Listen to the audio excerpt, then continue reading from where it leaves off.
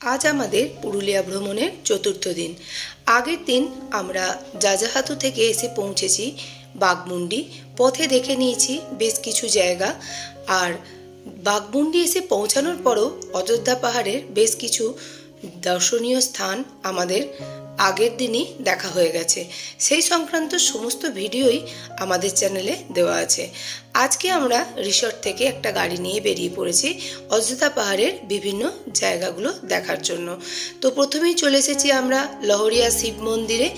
লহরিয়া শিব মন্দির আমাদের হোমস্টে থেকে খুবই কাছে অবস্থিত ছিল, আর লহরিয়া শিব মন্দির কেষ্টবাজার ড্যামের ঠিক পাশে অবস্থিত। এটা কেষ্টবাজার ড্যামের ছবি, যেটা এখন আপনারা দেখতে পাচ্ছেন। কেষ্টবাজার ড্যাম আর লহরিয়া শিব মন্দির দেখে আমরা উঠে আসি আরও পাহাড়ের ওপরে। আর ওই যে দূরে দেখা যাচ্ছে কেষ্টবাজার ড্যাম। পাহাড়ের একটি ভিউ পয়েন্ট থেকে একই সঙ্গে ডান দিকে লোয়ার ড্যাম, যা এখন দেখতে পাচ্ছেন সেটি, আর যেটি আগে দেখালাম ওটি হলো কেষ্টবাজার ড্যাম। এই দুটো ড্যাম কিন্তু একই ভিউ পয়েন্ট থেকে বাঁদিক ডান দিকে তাকালে দেখা যায়। এরপর এই ভিউ পয়েন্ট থেকে আমরা চলে আসি আপার ড্যামে। এটি একটি বিরাট জলাধার এবং প্রাকৃতিক সৌন্দর্য যথেষ্টই মনোরম। আপার ড্যাম থেকে আমরা চলে আসি কাঠের দুর্গা মন্দির।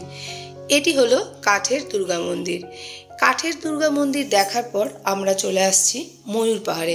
ময়ূর পাহাড়ে কিন্তু কিছুটা এবড়ো খেবড়ো রাস্তা, আর কিছুটা এরকম সিঁড়ি করা রাস্তায় ট্রেকিং করে উঠতে হবে ওই ওপর দূরের টাওয়ারটায়, ওয়াচ টাওয়ারে। আর এখন আমরা ওয়াচ টাওয়ার থেকে নিচের প্রাকৃতিক দৃশ্য আপনাদের সামনে তুলে ধরছি। ময়ূর পাহাড় থেকে আমরা চলে এসেছি মার্বেল লেক।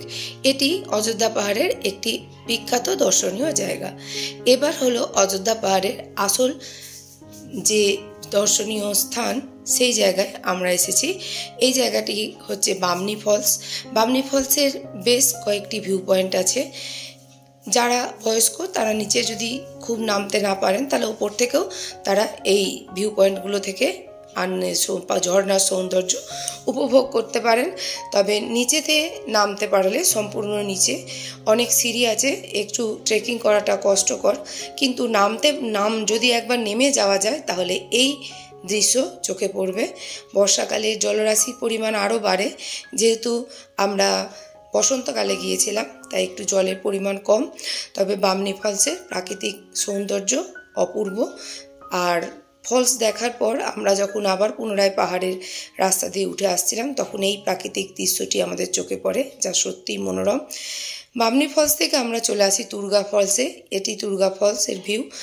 আর তুর্গা ফলসে নামার যে রাস্তা, সেটি কিন্তু যথেষ্ট খাড়া এবং এবড়ো খেবড়ো, সাবধানে নামতে হবে।